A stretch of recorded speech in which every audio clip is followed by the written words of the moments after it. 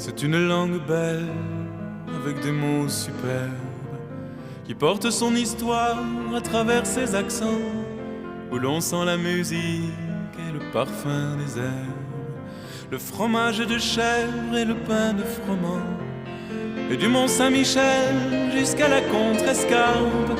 En écoutant parler les gens de ce pays, on dirait que le vent s'est pris dans une harpe et qu'il en a gardé toutes les harmonies.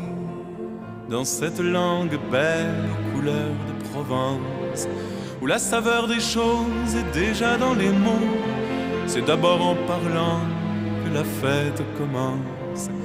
Et l'on boit des paroles aussi bien que de l'eau.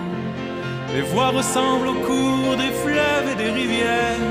Elles répondent aux méandres, au vent dans les roseaux, parfois même au torrent qui charrie du tonnerre, en polissant les pierres sur le bord des ruisseaux.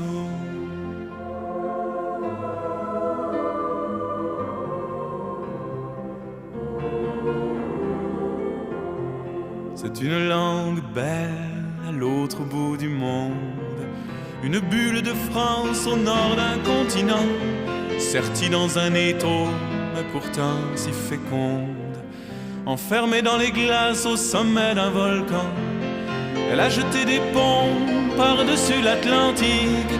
Elle a quitté son nid pour un autre terroir, et comme une hirondelle au printemps des musiques, elle revient nous chanter ses peines et ses espoirs, nous dire que là-bas, dans ce pays de neige, elle a fait face au vent qui souffle de partout, pour imposer ses mots jusque dans les collèges, et qu'on y parle encore la langue de chez nous.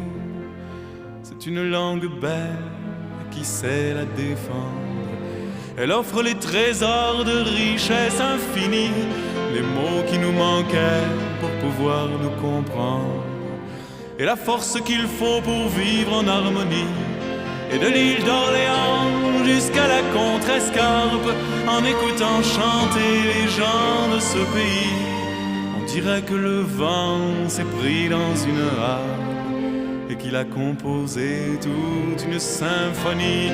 Et de l'île d'Orléans jusqu'à la Contrescarpe, en écoutant chanter les gens de ce pays, on dirait que le vent s'est pris dans une harpe et qu'il a composé toute une symphonie.